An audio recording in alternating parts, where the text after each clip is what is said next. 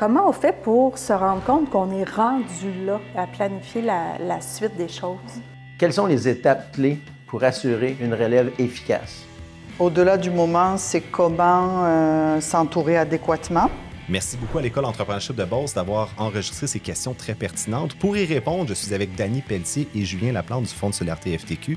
Messieurs, bonjour. Bonjour. Bonjour. Donc, j'aurais tendance à commencer avec toi, Dany. À partir de quel moment c'est important de penser à céder son entreprise? Il n'est jamais trop tôt pour y penser. Chaque entrepreneur va vivre un jour le rôle de cédant. Nous, on estime que ça prend entre 3 et 5 ans pour faire une bonne relève d'entreprise. Puis pourquoi y penser d'avance? Il y a l'aspect, premièrement, de l'imprévisibilité, dans le sens qu'on peut avoir une maladie, on peut avoir une situation économique qui soit un peu plus difficile. Après ça, il y a toute la question également de la valeur de l'entreprise aussi, parce que tôt ou tard, on va se faire questionner. L'entrepreneur va se faire questionner sur son plan de relève.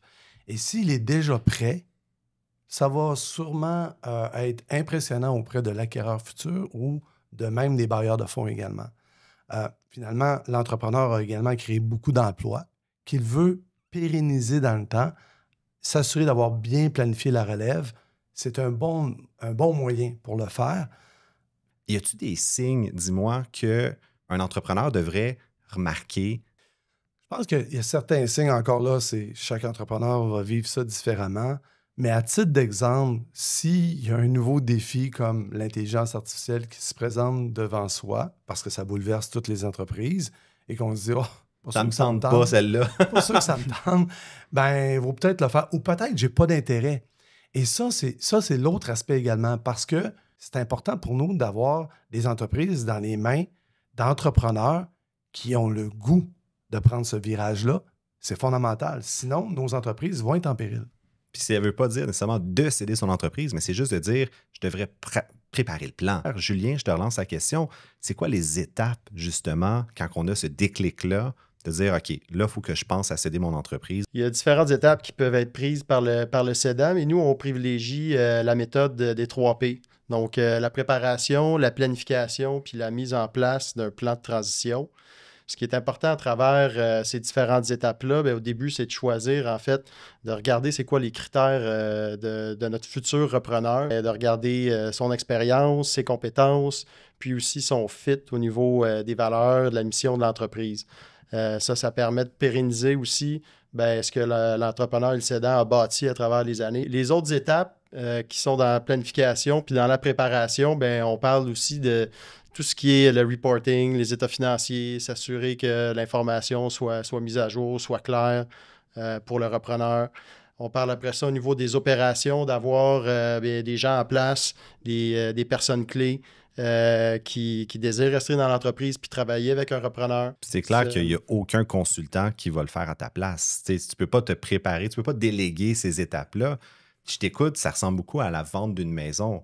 Il faut que s'il y a une partie d'inspection, il y a une partie de faire des petits travaux. Exactement. Puis un peu comme dans le parallèle que tu fais sur la vente d'une maison, bien, on va se faire accompagner aussi quand on va planifier la vente de notre entreprise. Fait qu'on va aller chercher des outils ou des ressources à l'externe qui peuvent nous aider en fait à bien préparer, planifier cette vente-là. Il y a des mentors, il y a des coachs, il y a des consultants. Il y a plein de gens qui sont autour de nous. Ce qui est clé dans la recherche, puis en allant chercher une ressource, bien, c'est la confiance, c'est la compréhension aussi du projet qui va faire en sorte que le cédant bien, va être capable de mettre toutes les bonnes étapes pour en arriver à mettre son plan de transition en place puis de le réaliser. Bien, c'est qui était le sujet de la 3e question de l'EEB. En fait, tu réponds bien comment bien s'entourer. C'est quoi la valeur du fonds là-dedans, dans la préparation du plan, Dany? En fait, le fonds, là, ça fait 40 ans qu'on fait ce métier-là de transfert d'entreprise. Alors, c'est dans notre ADN de faciliter ces transferts-là.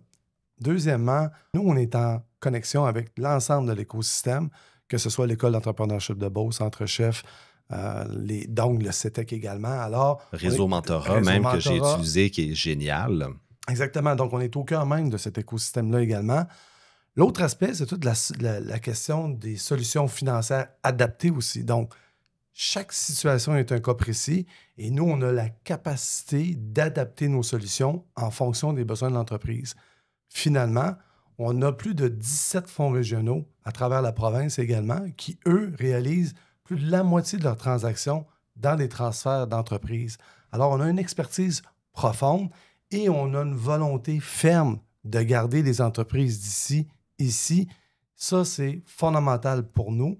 Et on a des beaux exemples de transferts qu'on a fait dans les dernières années, que ce soit au niveau de Novatech, de StageLine, de Norterra, de Canam. C'est pas juste d'accompagner les repreneurs qui ont besoin d'acheter, c'est d'accompagner les cédants aussi qui veulent vendre, puis de bien connaître la valeur de leur entreprise, de bien connaître le plan de match.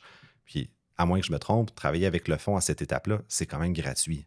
Effectivement, tout à fait. En fait, c'est juste de prendre le téléphone puis de nous appeler.